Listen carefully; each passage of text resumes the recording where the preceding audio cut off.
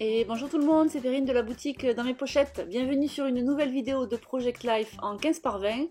Et cette semaine, je vous propose de faire du batch scrapping. Je ne sais absolument pas si ça existe, mais ça m'a plu et ça fait référence au batch cooking. A tout de suite!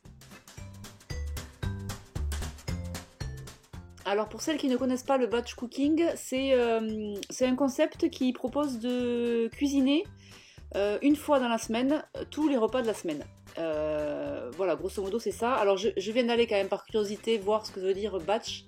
Ça veut dire grouper, donc ça veut bien dire, enfin voilà, ça confirme ce que je viens de vous dire. En fait on groupe, on passe 3 ou 4 heures dans la cuisine et on fait tous les repas de la semaine. Et bien là c'était un petit peu pareil, j'ai voulu batch scraper. Et j'ai voulu rattraper mon retard de 4 semaines en une seule fois. Et donc c'est ce que je vous propose dans cette vidéo. Donc j'ai 4 semaines. Ce que j'ai fait dans un premier temps, c'est que j'ai préparé mes photos. Donc je me suis limitée à 2 ou 3 photos par semaine. Ensuite, vous m'avez vu là, j'ai découpé vite fait vite fait, non, c'était un peu long, mais bon, c'est fait. Les cartes du kit Project Life de novembre. Donc, c'est les cartes de la collection de Coco Loco qui s'appelle Minimal. C'est la collection de papier que vous avez dans le kit de novembre. Donc voilà, j'ai tout découpé et donc ben voilà, je place mes photos, je place mes cartes Project Life. Donc c'est ce que je suis en train de faire. Et ensuite je vais faire tous mes titres, parce que c'est toujours un peu l'angoisse des titres. Je me dis, bon je vous en reparle après des titres. Je fais les titres et enfin je finis, non je continue avec le journaling et je finis avec les décos.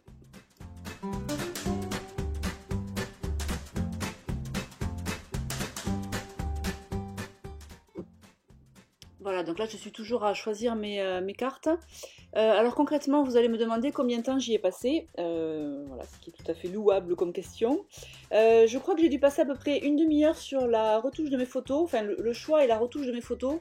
Mais bon, comme j'ai fait 5 minutes entre deux cafés, 5 minutes entre un coup de fil, voilà, c'était pas continu, mais voilà, j'estime à peu près à une demi-heure. La retouche des photos. Et ensuite, à ma table de scrap, je crois que j'ai filmé à peu près 1 heure et demie. Voilà, donc vous voyez, en 1 heure et demie, plus une demi-heure de photos, j'avais fait mes pages. Voilà, ça c'était pour répondre à la question combien de temps. Donc là, je m'attaque à mes cartes de titre. Alors, pourquoi je vous disais tout à l'heure que les cartes de titre c'est toujours un peu l'angoisse. En fait, je me mets une pression un peu, peut-être un peu débile d'ailleurs, de toujours faire des cartes de titre différentes, avec des polices différentes, enfin voilà, de toujours innover. Mais bon, voilà, quand on veut innover, et ben, du coup, ça prend du temps de chercher, de bidouiller, et du coup, c'est plus long. Donc là, je m'étais dit, je vais faire toutes mes cartes de titre à peu près de la même façon. Donc c'est ce que vous me voyez faire. Vous voyez, j'ai fait un petit rond. Je mets le numéro de la semaine, et puis au-dessus, je tamponne avec la semaine. Sauf qu'au bout de la 3e carte, je me suis dit, bah non, c'est quand même trop nul de faire toujours la même chose. Donc après, j'ai changé. Mais voilà, l'avantage par contre à faire mes cartes de titre comme ça dans la foulée, donc j'ai fait 4 cartes de titre en même temps, c'est que du coup j'étais dans la réflexion, enfin j'ai remarqué que j'étais dans la réflexion de ce que j'allais faire sur ma carte. Et du coup, c'est pas une réflexion que je suis obligée de relancer toutes les semaines. En fait, c'est un peu ça aussi l'avantage du batch scrapping ou du batch cooking ou du batch de tout ce que vous voulez, c'est que quand vous faites les choses un peu dans la répétition, vous gagnez forcément du temps. C'est-à-dire que quand j'ai retouché mes photos, ben, j'ai retouché toutes mes photos en même temps, donc j'étais dedans, ça a été plus vite. Quand là je veux faire mes cartes de titre, je suis à fond dedans, donc je teste, j'ai mes tampons qui sont à disposition, j'ai tout qui est prêt en fait. Et vous allez voir pour les décos, c'est pareil, à la fin j'ai dispatché tous mes die cuts sur la table et j'ai plus qu'à prendre les die cuts par-ci par-là et je positionne. Donc forcément ça va plus vite quand et c'est le même principe en fait quand on fait du batch cooking, c'est on est les mains dans les plats, dans les ingrédients et puis on enchaîne. Et voilà, et c'est un peu toujours pareil quoi. Si on fait toujours les mêmes choses, on arrive à gagner du temps. Et donc là, c'est vrai que faire 4 semaines en moins de 2 heures, c'est quelque chose que j'aurais pas imaginé. Si je dois me remettre à ma table de scrap chaque semaine, si je dois retoucher toutes mes photos, voilà. Et là, comme avec les fêtes de Noël et tous les projets de Noël que j'ai en cours, enfin tous les projets, le calendrier de l'Avent, le December Daily, c'est vrai que j'ai pris beaucoup de retard et puis ça m'embêtait de prendre du retard, ça m'embêtait de ne pas vous proposer des vidéos, donc voilà. Donc je me suis dit, allez, on y va, on se lance.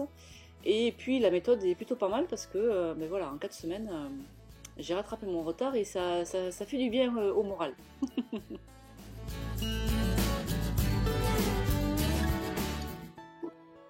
Alors le revers un peu de la médaille aussi, c'est que du coup quand on veut rattraper, enfin en tout cas c'est l'impression que j'ai eue, c'est qu'en voulant rattraper ce retard-là et en scrapant 4 semaines en 1 heure et demie, du coup forcément les pages sont un peu plus bâclées, c'est-à-dire que je prends moins de temps sur la déco, vous allez voir tout à l'heure, j'ai pas trop tamponné, j'ai pas du tout fait de colorisation, j'ai juste utilisé les die cuts que j'avais dans le kit. Donc c'est vrai que pour celles qui sont un peu à cheval sur les décos et, euh, et qui veulent avoir un album super bien décoré, bon c'est vrai que quand on fait cette méthode là, le but c'est d'aller vite, donc c'est vrai on passe moins de temps sur les décos. Donc ça va dépendre aussi de l'objectif que vous avez. Moi clairement mon objectif quand je fais un PL c'est de retracer les moments les plus importants de ma semaine et d'y ajouter un petit peu de journaling. Alors dans l'idéal si c'est beau tant mieux, mais je vais pas dire que je fais du moche parce que j'aime que ce soit beau quand même. Donc j'y passe un minimum de temps, mais forcément quand on fait 4 semaines en 1 heure et demie ou quand on fait une semaine en 1 heure, ben forcément on y passe moins de temps par semaine, donc c'est un peu plus à la va-vite.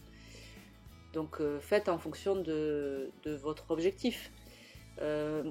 Moi le problème aussi que j'ai, c'est que j'ai pas beaucoup de temps pour scraper, donc forcément il faut que j'aille au plus rapide et puis après le temps de montage aussi des vidéos est pas, vous voyez, je passe là j'ai passé 1 heure et demie à ma table de scrap et je passe après derrière à 1 heure et demie à prendre les photos, retoucher les photos, faire le montage, enregistrer la voix off, mettre en ligne, faire l'article de blog, voilà, tout ça ça prend du temps. Vous c'est peut-être du temps que que vous passez à scraper, donc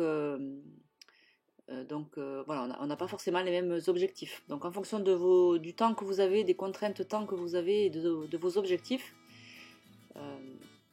vous allez faire peut-être différemment. En tout cas, ce que je voulais mettre en avant dans cette vidéo, c'est que celles qui sont en retard et qui sont embêtées d'être en retard, ça peut être une bonne solution pour rattraper ce retard. Et puis même si vous êtes un petit peu à cheval sur les décos et que vous aimez que ce soit joli, eh bien, peut-être que pour les quelques semaines de retard que vous allez rattraper, si vous allez plus vite et que donc vous passez moins de temps sur les décos, c'est peut-être pas très grave. Voilà, faites le calcul, voyez ce que vous mettez dans la balance et faites au mieux pour vous en fonction de vos contraintes.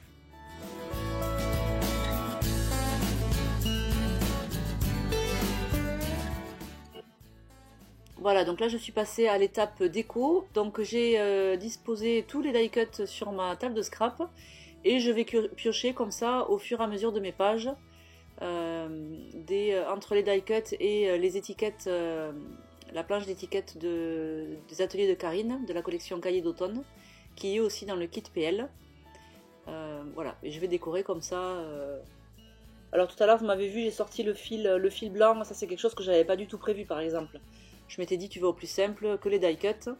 Bon, et au final le naturel revient au galop, mais j'en ai pas mis ailleurs je crois après du fil blanc. Mince, je voulais dire un truc, je sais plus ce que c'est. Oui, bon ben écoutez, je sais plus. Voilà, donc je dispose mes die cuts au fur et à mesure. J'enchaîne mes décos.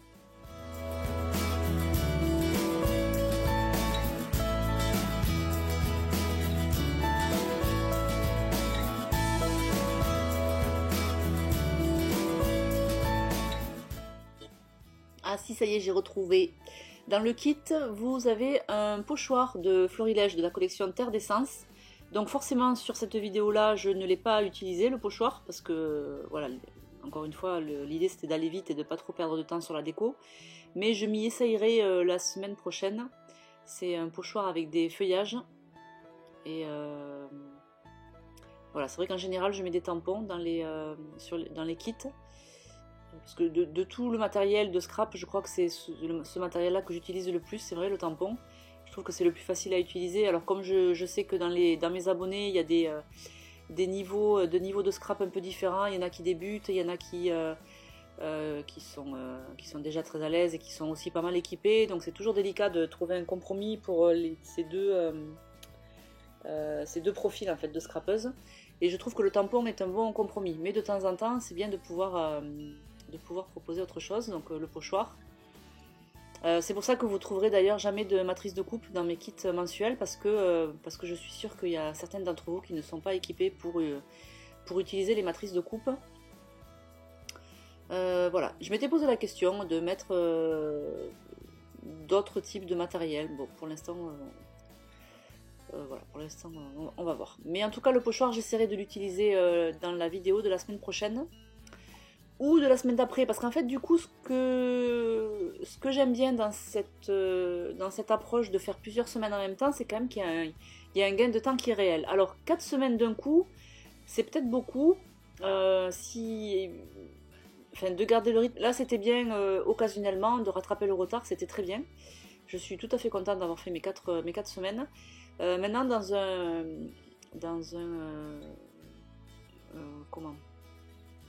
dans une logique un peu plus régulière, je me dis que ça peut être sympa de faire 2 semaines à la fois. 2 semaines par 2 semaines, c'est plutôt pas mal. Et du coup, ça me laisserait une semaine pour vous proposer un autre projet que j'ai commencé, mais bon, pour l'instant qui n'est pas abouti, donc forcément je ne vous l'ai pas montré. Enfin voilà, donc tout ça pour vous dire que la semaine prochaine ou la semaine suivante, j'essaierai d'utiliser le pochoir qui est fourni dans le kit. Voilà, donc vous voyez, j'avance au fur et à mesure, ça va très vite, j'en suis déjà à la 3e semaine là. Je superpose. Alors les die cuts sont un peu marqués Halloween, automne. Bon, c'est vrai que tous ne sont pas faciles à utiliser, mais bon, finalement, je me suis pas trop arrêtée à la thématique de mes pages. Là, vous voyez, j'ai mis une fille qui danse sous la pluie avec son parapluie. Bon, quand on a pris les photos, il n'y avait pas du tout de pluie, mais bon, voilà, ça allait bien. J'aimais bien l'idée de la jambe là, qui descend sur la photo. Du coup, j'ai collé le die cut sur la pochette plastique et non pas sur la photo parce que sinon ça l'aurait pas fait. Voilà, et là on est déjà à la semaine 45. Alors sur mon journaling, je ne sais pas si vous avez fait attention, si vous avez dû le voir, il y a un texte qui ressort un peu en gras. Ce que j'ai fait, c'est que j'ai daté mon journaling et donc en quelque sorte aussi mes photos du coup. Parce que je me rends compte que sur les semaines précédentes, c'est rare que je pense à mettre les dates. Et donc là, au moins, je l'intègre dans mon journaling et au moins, je suis sûre d'avoir les dates. Parce que souvent, je l'oublie en fait. Je me dis que je vais les mettre et puis je ne mets pas. Et là, voilà, il est intégré dans le journaling, donc je sais à quelle date ont été prises les photos.